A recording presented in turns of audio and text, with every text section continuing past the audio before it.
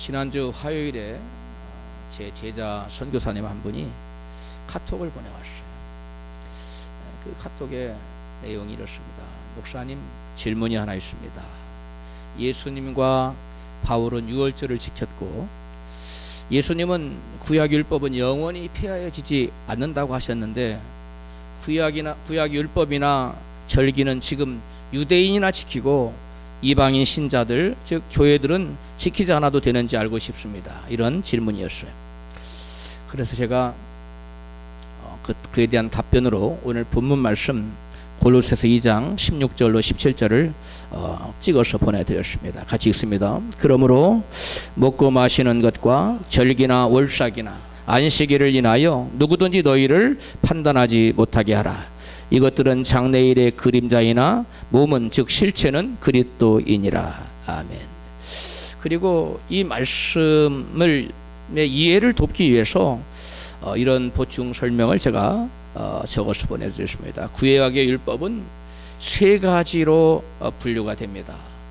그 하나는 의식법이고 또 하나는 시민법이고 또 하나는 도덕법이 바로 그것입니다. 의식법은 바로 장차 오실 예수 그리스도의 그림자로서 실체 대신 예수 그리스도께서 오심으로 이미 성취되었기 때문에 의미가 사라졌으며 더 이상 의미가 사라졌기 때문에 지킬 이유가 없다는 거죠. 시민법은 이스라엘 민족의 사회법으로서 우리와 관련이 없어진 법이며 또 도덕법은 하나님의 백성들인 이스라엘 백성들에게 하나님께서 반드시 지키라고 주신 천국 백성들이 지켜야 될 그러한 언약 조건의 법입니다. 이 언약 조건이기 때문에 하나님과 이스라엘 백성들은 언약 관계인데 이 언약 관계인 언약 조건을 깨뜨려 버리면 이스라엘 백성 하나님 백성이 될 수가 없는 거예요. 그래서 이 법은 천국 시민된 자들은 하나님의 자녀들은 그 누구를 막론하고 반드시 지켜야 될 법입니다. 이렇게 말씀을 보내드렸어요. 예수님은 그런데 이렇게 말씀하시죠. 내가 율법을 폐하러 온 줄 아느냐? 폐하러 온 것이 아니라 도리어 율법을 뭐하게 하러 왔다? 더 완전케 하러 오셨다고 말씀했어요. 그러면 예수께서 말씀하신 법은 여러분 의식법입니까? 시민법입니까? 아니면 도덕법입니까? 이 도덕법을 가르치는 거예요. 천국 시민이 반드시 지켜야 될 도덕법을 예수님은 더 완전하게 하시려고. 예수날에는 여인과 잠자리를 같이 하지 아니하면 그 간음은 행한 게 아니었어. 그러나 이제는 예수께서는 여인을 보고 음욕을 품는 자마다 이미 마음에 간음하였느니라 해서 이 도덕의 법을 더 마음속까지 여러분 강화시킨 것입니다. 저는 이 질문을 받고 오늘날 이 수많은 개신교도들이 교회 성도들이 왜 하나님의 교회며 신천지며 여호와의 증인이며 안식교며 이 말도 안 되는 이단들에게 수많은 사람들이 속아서 흘러들어가는지 믿음을 버리고 가는지 이해를 할 수 없었는데 이 질문을 받고 나서 내가 충격을 받았습니다. 신학교를 졸업한 선교사님인데 이걸 정확하게 이해를 받지 못한다면 일반 성도들이야 그들이 말하기를 안식일 지키지 않으면 저주를 받습니다. 안식일을 율법은 영원히 지킬 거라고 그러는데 율법 안 지키면 저주를 받아 지옥 갑니다. 이렇게 말하면 그런가 보다. 일반 교회가 잘못되었나 보다 하고 이단에 여지없이 넘어가는 것입니다. 요즘 하나님의 교회 신천지 같은 이단들이 안식일 또 유월절, 초막절, 나팔절 이런 율법 안 지켜서 지옥 간다고 대대적으로 그 사람들을 유혹합니다. 그들은 주로 전도 대상이 누구지요? 안 믿는 사람이 아니에요. 예수 믿는 사람들을 대상으로 그들이 유혹하고 있어요. 오늘 여러분 이 말씀을 잘 들으시고 이단들이 주장하는 이 말을 들어보면 그들이 성경에 대하여 얼마나 무지한지 그리고 그들이 얼마나 큰 거짓말을 하고 있는지를 여러분 자세히 알게 될 것입니다. 구약율법은 세 가지로 구별되는데 하나는 그리스도의 오심을 의식이나 규례로 예표한 것입니다. 율법이 뭘 예표한 거라고요? 예수님의 오심을. 예수님의 오심을 의식을 통해서 또는 규례를 통해서 예표한 거예요. 예수께서는 요한복음 5장 39절에 너희가 성경에서 영생을 얻는 줄 생각하고 성경을 상고하거니와 이 성경이 곧 내게 대하여 증거하는 것이라고 말씀합니다. 성경이 누구에 대해서 증거하는 거라고요? 예수님. 예수님 말씀하실 당시에는 신약 성경이 아직 기록되기 전이에요. 그러면 구약 성경을 말하는데 구약 성경의 모든 말씀은 누구에 대하여 증거하는 것이라고요? 바로 예수님에 대해서. 그리고 구약에 나타난 모든 율법과 그리고 모든 절기와 율례들, 이 모든 것들은 장차 오실 예수님에 대해서 여러분 예표하고 상징하고 그림자로서 보여주고 있는 것들입니다. 구약에는 수많은 의식과 절기에 관한 규례들이 나타나는데 모두 예수 그리스도의 성품과 사역을 예표하고 있습니다.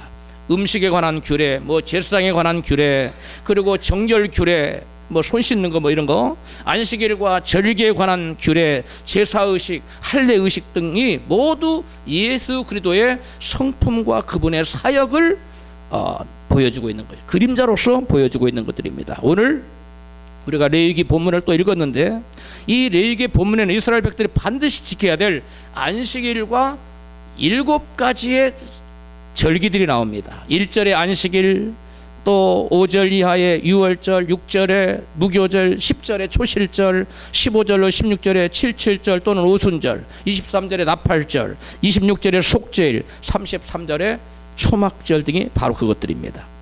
이러한 안식일과 7가지 절기는 예수 그리스도를, 장차 오실 예수 그리스도를 구약 백성들에게 보여주고자 하는 것이지 그 자체가 예수 그리스도는 아닌 것입니다. 마치 건축물의 조감도를 먼저 그려놓거나 조형물을 먼저 만들어 놓고 장차 지을 건물을 설명하는 것 같습니다. 장차 지어질 건물들의 조감도와 조형물은 건물이 완공될 때까지만 필요한 것이지 건물이 완공되고 나서는 그것이 필요합니까? 그것은 더 이상 필요하지 않습니다. 따라서 안식일이나 절기 같은 것들은 실체 대신 예수님을 그림자로서 보여주신 것이기 때문에 실체 대신 예수님이 이 땅에 오셔서 당신의 사역을 끝내셨다면, 완성하셨다면 더 이상 이러한 예수님을 가리키고 보여주기 위해서 그림자로서 예표로서 보여준 절기나 규례들은 더 이상 우리가 지킬 이유가 있는 것입니까? 더 이상 지킬 이유가 없는 것입니다. 그러므로 절기와 같은 의식법의 율법은 예수 그리스도의 오심으로 모두 성취되었기 때문에 더 이상 우리가 지켜야 될 하등의 이유가 없는 것입니다. 그렇다면 구약의 안식일과 7가지 절기는 예수님의 그 무엇을 예표하는 것일까요? 먼저 안식일에 대해서 알아보도록 하겠습니다. 안식일은 사람들이 다 죄를 짓고 수고의 짐, 무거운 짐을 짓고 고통 중에 살아가는 자들에게 누구든지 예수님께 나오면 참된 안식을 얻을 수 있다는 것을 가르쳐주기 위해서 그 안식일 날 사람들이 쉼으로 말미암아 편안히 육신의 고통 중에 일하다가 쉼으로 말미암아 안식을 얻은 것처럼 바로 그 안식일이 지칭하는 예수님께 나오면 너희들이 참된 안식을 얻을 수 있다는 것을 가르쳐주기 위해서, 예표하기 위해서 안식일을 만들어 놓고 안식일을 지키라고 말씀한 겁니다. 출애굽기 20장 10절입니다. 제7일은 너희 하나님 여호와의 안식일은즉 아무 일도 하지 말라. 이는 엿새 동안에 나 여호와가 하늘과 땅과 바다와 그 가운데 모든 것을 만들고 제7일에 쉬었음이라. 아멘. 안식일은 왜 지키라고 했다고요? 하나님께서 천지 만물을 지으신 것을 기억하고 제7일에 그날에 나와서 하나님을 예배함으로 하나님 안에서 안식을 누리라고 하나님께서 안식일을 제정하셨다는 거예요. 그리고 구원은 예수 그리스도에 있고 예수 그리스도 통해서 구원을 얻지 못하고는 그 누구도 참된 안식을 얻을 수 없다는 것을 예표해 주는 것이 안식일이라는 겁니다. 신명기 5장 15절입니다. 같이 읽어요. 너는 기억하라. 내가 애굽 땅에서 종이 되었더니 너희 하나님 여호와가 강한 손과 편팔로 너를 거기서 인도하여 내었나니 그러므로 너희 하나님 여호와가 너를 명하여 안식일을 지키라 하느니라. 아멘. 안식일을 지키는 것은 무엇과 관련이 있다고요? 구원과 관련이 있다. 여러분, 구원받지 못한 사람, 압제당하는 사람, 죄에 묶여있는 사람은 그 안에서 참된 안식을 누릴 수가 없다는 것입니다. 그래서 구약의 안식일은 예수 그리스도께서 참된 안식을 주시는 창조주시며 구원자이심을 그림자로서 보여주시려고 했던 거예요. 그러므로 예수님께서 이 땅에 오신 후에는 안식일을 지킨다는 것 더 이상 의미가 있을까요? 없다는 겁니다. 여러분, 구원받지 못한 사람은 참된 안식을 누릴 수가 없는데 예수님 바로 참된 구원자가 되셔서 우리를 구원하심으로 누구든지 참된 구원자 되시는 예수님이 나오면 예수님 안에서 참된 안식을 얻을 수 있다는 것을 가르쳐주고 예표해주고 그림자로서 보여주시기 위한 것이 바로 뭐라고요? 안식이라는 겁니다. 그래서 예수님이 말씀하셨 나는 안식일에도 주인이다 말씀하시고 누구든지 예수님께 나오는 자들은 친히 참된 안식을 그들에게 주겠다고 말씀하셨어요. 마태복음 11장 28절입니다. 수고하고 무거운 짐진 자들아 다 내게로 오라. 내가 너희를 쉬게 하리라. 여기 내가 너희를 쉬게 한다는 말이 내가 너희에게 안식을 주겠다는 말이에요. I will give you rest. rest가 안식이에요. 안식을 준다는 말이에요. 그러므로 참된 안식은 안식일을 지키느냐 안 지키느냐 여부가 아닌 안식일의 주체 되시는 예수님께 나오느냐 나오지 않느냐의 여부에 달렸다는 거예요.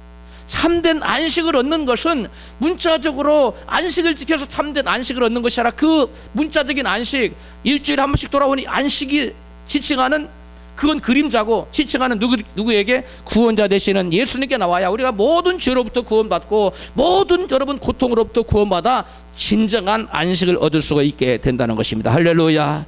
여러분, 그러므로 안식일에 왜 부엌에 불을 피우느냐? 옛날에 구약시대 안식일날 부엌에 불 피우면 안 돼요. 또 물건을 옮겨서도 안 돼요. 차를 타도 안 돼요. 또 음식을 만들어도 안 되고 사 먹어도 안 돼요. 여러분, 오늘날 그와 같은 여러분 불을 피운다거나 차를 탄다거나 음식을 사 먹는다 이렇게 여러분 정죄하면 됩니까? 안 됩니까? 안 됩니다. 그건 다 그림자예요. 여러분 명심하십시오. 여호와의 증인이나 안식교나 신천지 하나님의 교회 같은 이단들이 주장하기를 교회가 안식일을 지키지 않아서 저주를 받고 결국은 지옥에 간다는 말은 새빨간 거짓말입니다. 여러분, 이것은 성경을 알지 못하는 무지에서 나온 말이에요. 안식일은 어떻게 해서 완성됐다고요? 예수 그리스도께서 이 땅에 오심으로 저와 여러분의 모든 죄를 지고 십자가에 죽으심으로 우리의 죄짐을 대신 맡아주심으로 우리의 모든 죄에서 우리를 자유케 하심으로 우리가 예수 안에서 참된 자유를 얻게 됐다는 거예요. 할렐루야. 이게 참된 안식이에요.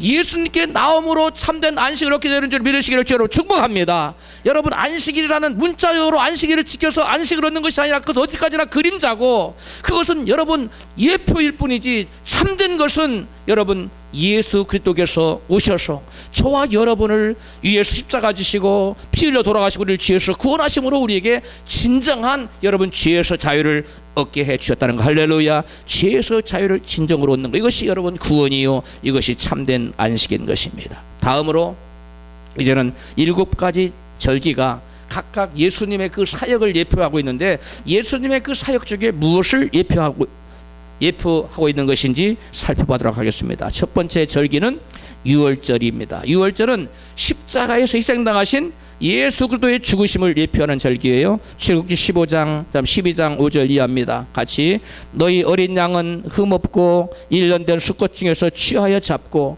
그 피로 양을 먹을 집 문 좌우 설주와 인방에 바르고 그 밤에 고기를 불에 구워 먹으라. 이것이 여호와의 유월절이니라. 내가 애굽 땅을 칠 때에 그 피를 볼 때에 너희를 넘어가리니 재앙이 너희에게 내려 멀하지 아니하니라. 아멘. 어린 양의 희생이 없었다면, 어린 양이 피 흘려 죽어주지 않았더라면, 그 피를 그들이 물설주에 바르지 않았더라면 이스라엘 백성들은 애굽 백성들과 다르지 않게 그 밤에 죽음의 사자가 집집마다 들어가서 다 죽이고 말았을 것. 애굽 백성들과 똑같이 이스라엘 백성도 죽임을 당했어야만 했습니다. 그런데 어린 양의 희생으로 말미암아 그 피를 물설주와 인방에 바른 모든 사람들 집에 여러분 죽음의 사자가 들어갈 수 없었어요. 그리고 죽음의 사자가 그 집을 들어가지 못하고 유월하여 넘어갔다는 거예요. 한자어로는 유월입니다. 유월절이라고 그 집을 통과하고 패스하고 넘어가서 여러분 그 집에는 마땅히 죽어야 될 장자들이 죽지 않고 살아남았다는 것입니다. 여러분, 잡히시던 날 밤에, 즉 유월절 밤에 예수님은 유월절 예식을 행하시며 당신의 흘리실 피에 대하여 이같이 말씀하셨어요. 마태복음 26장 27절 시작. 또 잔을 가지사 살해하시고 저희에게 주시며 가라사대 너희가 다 이것을 마시라. 이것은 죄 사함을 얻게 하려고 많은 사람을 위하여 흘리는 바 나의 피 곧 언약의 피니라. 아멘. 여러분, 예수님께서는 언제 이 말씀을 하셨다고요? 사패시던 날 밤. 그날 밤이 무슨 날입니까? 유월절 밤이에요. 유월절에 뭐가 죽었었지요? 어린 양이 희생당해서 피가 흘려서 이스라엘 백성들을 여러분 죽음에서 구원하지 않았습니까? 바로 예수님이 유월절 밤에 포도주 잔을 제자들에게 나눠주면서 이 잔은 나의 피라고 말씀해요. 나의 언약의 피라고 말씀해요. 바로 예수께서 말씀하신 것은 바로 제자들에게 지금 무엇을 상기시켜 줍니까?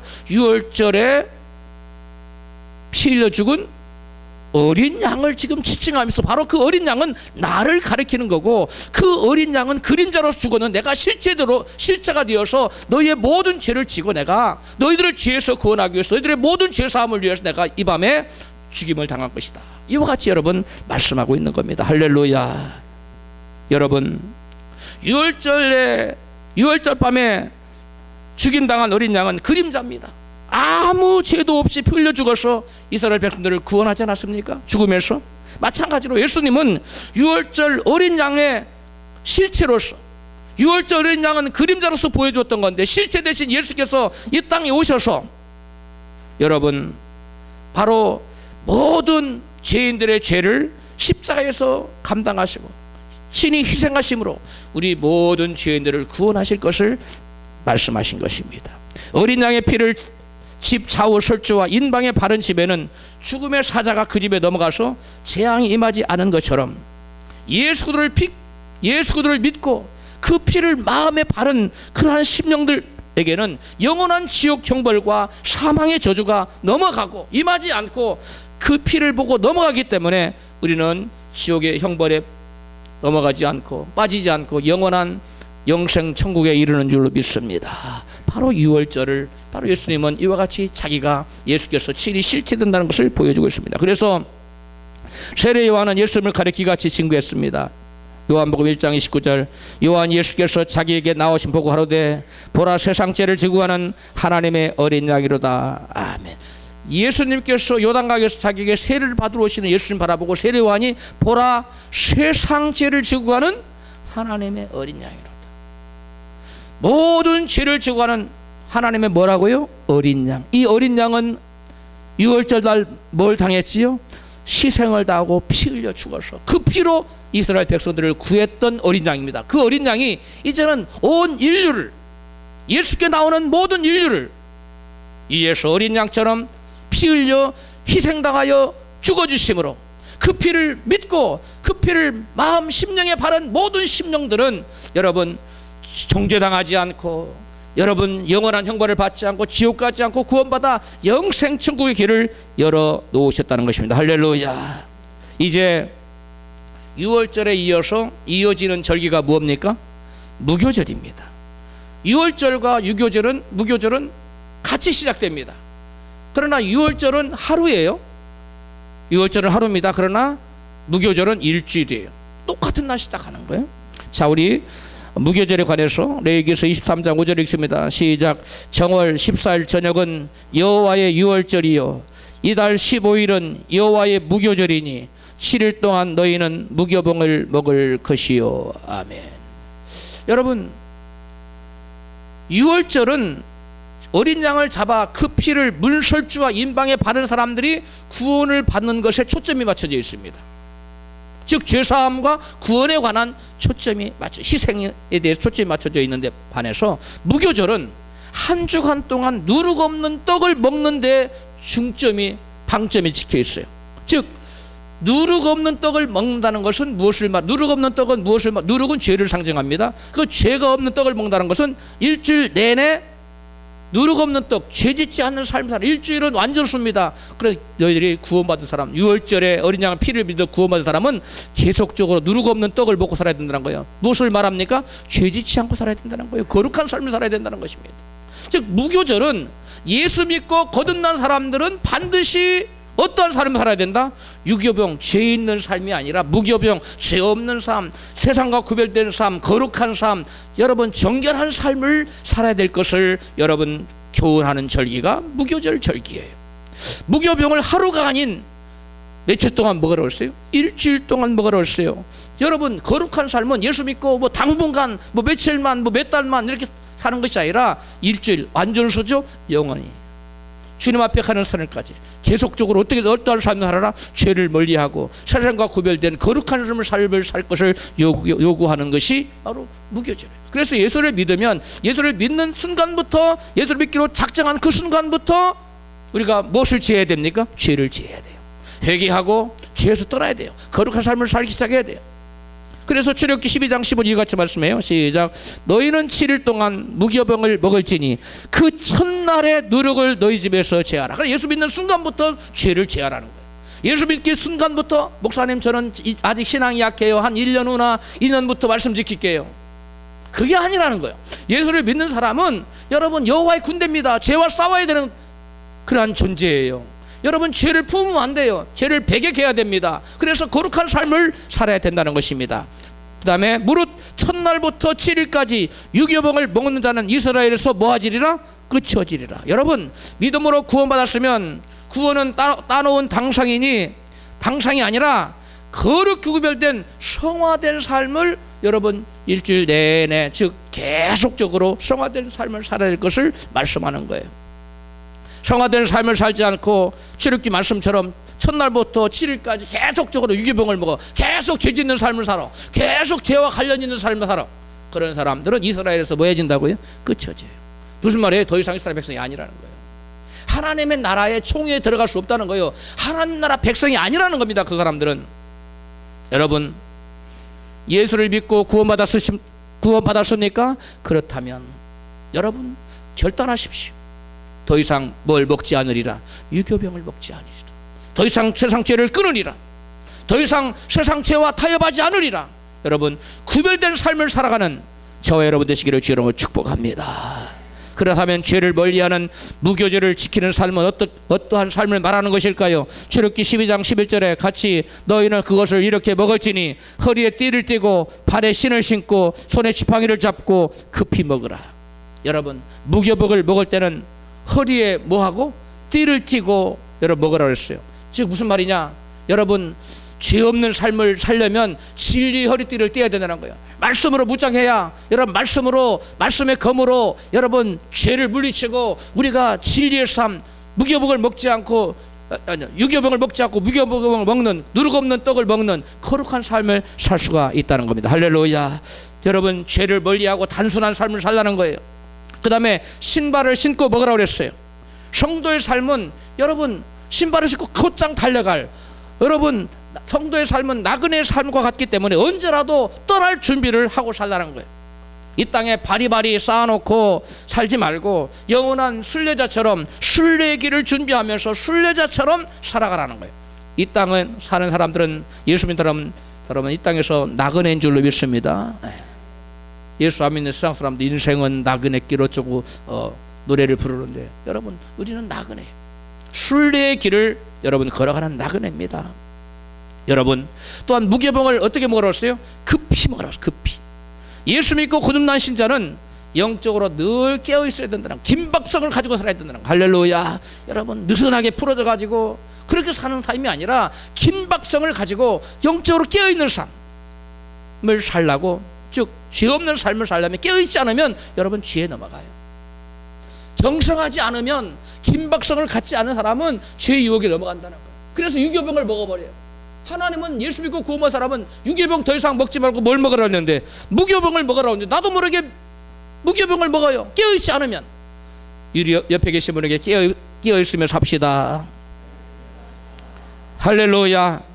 그 다음에 이제 여러분 6월절 무교절을 지난 다음에는 초실절이 다가옵니다. 레위기서 23장 본문이죠. 10절부터 너희의 곡물을 거둘 때에 유선 너희의 곡물의 첫 이삭 한 단을 제사장으로 가져갈 것이요, 제사장은 너희를 위하여 그 단을 여호와 앞에 연락되도록 흔들되 안식일 이튿날에 흔들 것이며 너희가 그 단을 흔드는 날에 1년 되고 흠없는 수양을 번제로 여호와께 드리고. 아멘. 초실절은 이 곡물의 첫 이삭 한 단을 갖다가 흔드는 절기를 뭐라고 하냐면 초실절이에요. 첫 열매, 처음 초자, 그 그 다음에 열매실자, 초실절, 첫 이삭 한 단을 가지고 제사장 앞에 나가 여호와 앞에 흔드는 거, 이것이 여러분 초실절 절기인데요. 여러분 그 초실절 그 이삭 한 단을 흔들었는데 언제 흔들었어요? 언제 흔들었어요? 안식일 그 이튿날에, 그 안식일 다음 날에 흔들으라는 거예요.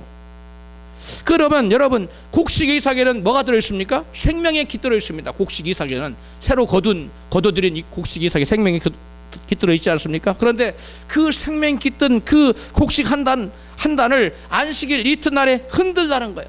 이것은 무엇을 의미하는 것일까요? 여러분 바로 안식일 이튿날에 바로 부활하신 예수 그리스도를 그림자로서 보여주는 절기입니다. 사람들이 언제 깃발을 흔듭니까? 깃발을 패배했을 때 흔드는 것이 아니라 승리했을 때 흔들지 않습니까? 그렇습니다. 예수께서 사망 권세를 이기시고 사흘 되던 날 곧 안식일 이튿날에 부활하심으로 승리의 깃발을 흔드셨습니다. 예수께서 사망 권세를 이기시고 사흘 되던 날에 부활하심으로 승리의 깃발을 흔든 것을 성경은 이같이 증거합니다. 고린도전서 15장 20절입니다. 그러나 이제 그리스도께서 죽은 자 가운데서 다시 살아 부활하여 잠자는 자들의 첫 열매가 되셨도다. 다시 살았다는 것은 부활했다는 거예요. 부활해서 잠자는 자들의 뭐가 됐다고요? 첫 열매, 초실이 되었다는 거예요. 첫 열매가 되었다는 거예요. 이처럼 초실절은 예수 그리스도께서 안식 후 첫날에 잠자는 자들의 첫 열매로 부활하실 것을 그림자로 보여주는 절기입니다. 초실절이 무엇을 가르쳐 준다고요? 예수 그리스도께서 부활하실 것을. 그럼 오늘날 초실절을 지키니 안 지키니 말하면 이상한 거예요. 예수님은 이미 부활하셨어요. 더 이상 부활하실 이유가 있습니까? 없는 겁니다. 이제 77절 또는 다른 말로 오순절 절기에 대해서 알아보도록 하겠습니다. 77절은 한 주간을 7번 계수하라는 데서 나온 말이고, 오순절은 77은 49, 그 다음에 다음 날 한 주를 7번 계수한 다음에 그 다음 날이 50번째 날이기 때문에 그 50번째 날을 중간점에 둘 때는 오순절이라고 해요. 순이라는 것은 초순, 중순 해서 열흘씩을 말하지 않습니까? 그래서 오순절이라는 건 50일째 되는 날을 말하는 거고, 77절이라는 것은 한 주간을 7번 계수한 것을 77절이라고 해요. 그러면 77절 또는 오순절은 그 무엇을 예표하고 있는 것일까요? 레위기서 23장 15절입니다. 시작. 안식일 이튿날 곧 너희가 요제로 달을 가져온 날부터 세워서 7 안식일의 수요일을 채우고 16절 제7 안식일 이튿날까지 합 15일을 계수하여 새 소재를 여호와께 드리되 너희 처소에서 에바 10분위로 만든 떡 2개를 가져다가 흔들지니 라고 되어 있어요. 여러분 오순절은 오순절 안식일 7번을 지낸 다 그 다음날 오순절 되는 그날에, 즉 오순절 날에 떡 2덩이를 여호와께 가져다가 흔드는 절기라고 그랬어요. 그런 여기서 떡 2덩이는 예수 그리스도의 희생과 헌신의 사역을 증거하실 보혜사 성령님의 강림과 사역을 예표하는 것입니다. 성령님은 예수님의 부활일, 즉 초실절부터 정확히 50일이 지난 오순절 날에 교회에 임하셨어요. 성령께서 언제 임하셨다고요? 오순절 날에. 언제로부터 오순절이에요? 예수님이 부활하신 날부터, 초실절부터. 언제가 오순절입니까? 초실절부터 오순절 되는 50일 지나서가 오순절 아닙니까? 바로 그 오순절에 그 예표된 대로 바로 성령께서 이 땅에 오셨다는 거예요. 성령님은 여러분 예수 그리스도를 증거하게 오신 분이시기 때문에 여러분 예수를 증거하시는, 예수님을 증거하는 증인의 영으로 오신 분이 성령님이에요. 그런데 왜 하필 성령님을 떡 2덩이로 예표했느냐? 성경에서 둘이란 증인의 수예요. 증인을 쓸 때 혼자 쓰면 됩니까? 효력이 없어요. 증인을 쓸 때는 반드시 2명이 써야만 증인의 효력이 있는데, 떡덩이 2개라는 것은 여러분 예수님을 증거할 참된 증인으로서 오실 성령님을 가리키는 겁니다. 그리고 떡 2개를 갖다가 뭐 하라고 했어요? 흔들으라고 했어요. 이 흔들다는 말은 테누파라는 그 히브리 원어인데, 이 테누파라는 말은 이사야 선지자는 뭘로 썼냐면 여호와의 권능을 나타낼 때 사용했어요. 그 단어를. 이사야 19장 16절입니다. 시작. 그날에 그들이 만군의 여호와의 흔드시는 손이 그의 흔들림을 인하여 떨며 두려워할 것이며, 또 신명기 30장 12절 여호와께 두 팔로 몽둥이들을 휘두르시며 아수르를 치실 것이며. 이게 다 흔들다는 것이 뭘로 쓰였다고요? 여호와의 크신 권능을 표현할 때 이 흔들다는 말이. 그러니까 성령께서 임하실 때 성령님은 뭘로 임하셔요? 권능으로 임하신다는 것을 의미하기 위해서 여러분 떡두덩이를 뭐 하라고? 흔들어라. 흔들다는 의미는 뭐가 들어있다고? 여호와의 크신 권능을 의미하는 뜻이 들어있어요. 예수님께서는 오순절에 오실 성령님의 역사를 이렇게 말씀하고 있습니다. 사도행전 1장 8절 시작. 오직 성령이 너희에게 임하시면 너희가 권능을 받고 예루살렘과 온 유다와 사마리아와 땅까지 이르러 내 증인이 되리라 하시니라. 아멘. 여기 보니까 성령이 임하시면 너희가 뭘 받아요? 권능. 하나님의 권능을 받는다는 거예요. 그래서 여러분 이 오순절 날에 떡둥이를 뭐 하라고? 흔들다. 이 흔들다 의미가 어떤 의미가 있다고? 여호와의 권능이. 성령께서는 어떤 영으로 오시냐면 권능의 영으로, 능력의 영으로 이 땅에 오실 것을 여러분 오순절에서 말씀해서 보여주고 있습니다. 실제로 보여서 성령님 오순절 날에 어떻게 임했어요? 권능으로 임하셨어요. 불로 임하셨어요. 사도행전 2장 1절부터 오순절 날이 이미 이름에 저희가 다 같이 한 곳에 모였더니 호련히 하늘로부터 급하고 강한 바람 같은 소리가 있어 저희 앉은 온 집에 가득하며 불에 혀같이 갈라지는 것이 저희에게 보여 각 사람이 임하여 있더니 저희가 다 성령의 충만함 받고 성령이 말하게 하심을 따라 다른 방언으로 말하기를 시작하니라. 아멘. 여기 보니까 급하고 강한 바람, 강력한 바람, 권능의 성령님을 표현하는 거예요. 여러분 또한 성령님이 임하면 성령의 강한 그 파워가 임할 뿐만 아니라 막 사람들이 흔드는 성령한 사람은 뭐 하는 역사가 나타나요? 흔드는 역사가 나타나요. 막 어떤 사람은 막 손을 흔들고 기도하고, 어떤 사람은 막 머리를 흔들고, 어떤 사람은 몸을 흔들고, 어떤 사람은 다리를 발발발 떨면서 기도 막 흔드는 역사가 나타나요. 여러분 이것을 성령은 이와 같이 파워풀한 다이나믹한 그러한 권능의 영으로 임한다는 것을 보여주기 위해서 흔들다고 그랬어요. 떡두덩이를. 그 다음에 여러분 실제로 유대인들이 두려워서 안식일에 물을 꼭꼭 걸어잠그고 제자들이 모여서 숨어 있었죠. 참으로 무력한 모습 아닙니까? 근데 그들이 오순절 성령을 받자 어떻게 됐어요? 두려울 게 없어졌어요. 세상에 나가서 담대히 주는 그리스도라고, 그리스도는 살아나셨다고, 너희가 무지한 자를 잡아 주겠다고 막 담대히 외치면서 여러분 목숨을 아끼지 않고 순교하면서까지 강력하게 복음을 전파하고 있지 않습니까? 바로 성령은 다이나믹한 권능의 영이라는 것을 여러분 성경 역사로 우리에게 보여주고 있지 않습니까? 오순절에 예표된 두덩이로 흔드는 그러한 성령, 강력한 영, 다이나믹한 영, 파워풀한 영이 바로 성령이시고, 그 성령이 오셔서 그 성령 받은 사람에게 사마리아 땅까지 이르러서 목숨을 불사하고 담대히 복음을 외칠 수 있는 증인의 삶을 살도록 성령이, 아까 떡덩이가 왜 몇 개라고요? 떡덩이가 2개. 둘은 뭘 의미한다고요? 증인. 그럼 성령은 증인의 영이에요. 여러분이 진정 성령을 받은 사람은 막 누군가에게 전하고 싶어요. 심지어 사도들은 뭐 하면서까지? 목숨을 내놓기까지, 순교하면서까지 복음을 전했어요. 왜 그래요? 증인의 영을 받았기 때문에, 강력한 능력의 영을 받았기 때문에 두려울 게 없는 겁니다. 거치는 게 없는 겁니다. 이것이 바로 이 성령께서 친히 오셨어요. 그러므로 오늘날 여러분 오순절 지켜라, 7.7절 지켜라 한 말이 의미가 있습니까? 여러분 더 이상 의미가 없는 겁니다. 더 이상 그 의미가 없는 거예요. 여러분 성령 하나님의 장중에 붙들려서 능력 있는 사역자로 쓰임받기를 원하십니까? 그렇다면 성령을 받으시기를 축복합니다. 그 다음에 오순절이 지나면 긴 시간이 지난 다음에 나팔절이 시작돼요. 이건 굉장히 의미가 있는데요, 긴 시간이 지나요. 구약시대에 400년의 침묵기가 있은 다음에 그 다음에 주님이 출임하셨어요.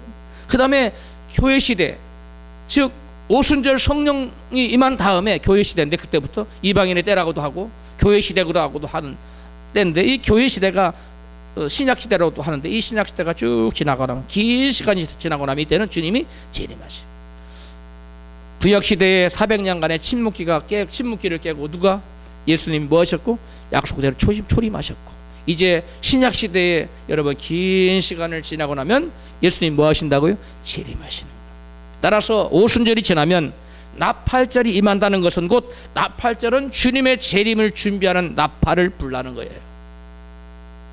즉 성령 시대, 교회 시대에는 여러분 이 교회 시대가 다 지나면 이제 나팔 불 때가 된다. 우리가 나팔 불 때 누구 이름? 나의 이름. 나팔 불 때 나의 이름 부를 때에 그때 올라가게 되는 그런 찬양하잖아요. 바로 그 나팔 부는 것은 주님의 재림과 심판을 의미하는 나팔이에요. 여러분 본문 레위기서 23장 24절에 나팔절이 나타나는데 같이 읽습니다.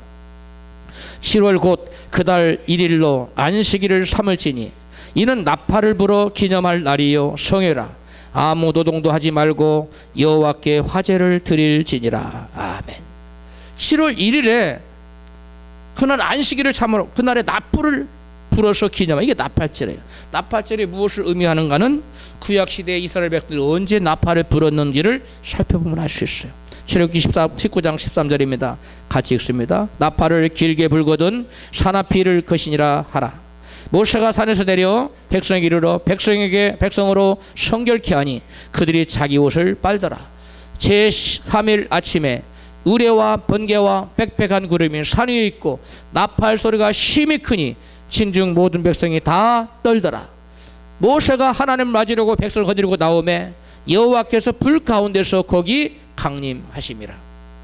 이 말씀은 이스라엘 백성들이 여호와 하나님과 언약을 맺을 때 나팔을 불고 거룩히 준비하여 하나님을 맞이하는 장면입니다.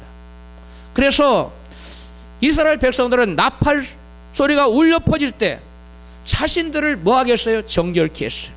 그리고 주님 맞을 준비를 했고 그 나팔을 또 개게 울릴 때 주님 앞에 나가 주님 맞이했어요. 나팔절은 자신에게 회개의 나팔을 부는 절기입니다. 또한 나팔절은 이웃에게 복음의 나팔을 부는 절기예요. 그래서 우리 모두가 뭘 준비해야 됩니까? 주님의 재림을 준비해야 되는 절기를 가르쳐주는 것이 나팔절. 그래야 주님의 재림에 나팔 불 때 나와 저와 여러분의 이름이 불려지기를 주 이름으로 축원합니다. 누구에게만 이런 나팔 소리가 들려질까요? 여러분 준비된 자, 거룩한 신부로 준비된 자들은 여러분 이 나팔절에 참여하게 됩니다. 이제 속죄일에 대해서 알아보도록 하겠습니다. 본문 27절입니다. 레위기서 27절 시작. 7월 10일은 속죄일이니 너희에게 성회라. 너희는 스스로 괴롭게 하며 여호와께 화제를 드리고 이 날에는 아무 일도 하지 말 것은 너희를 위하여 너희 하나님 여호와 앞에 속죄할 속죄일이 됨이니라. 아멘.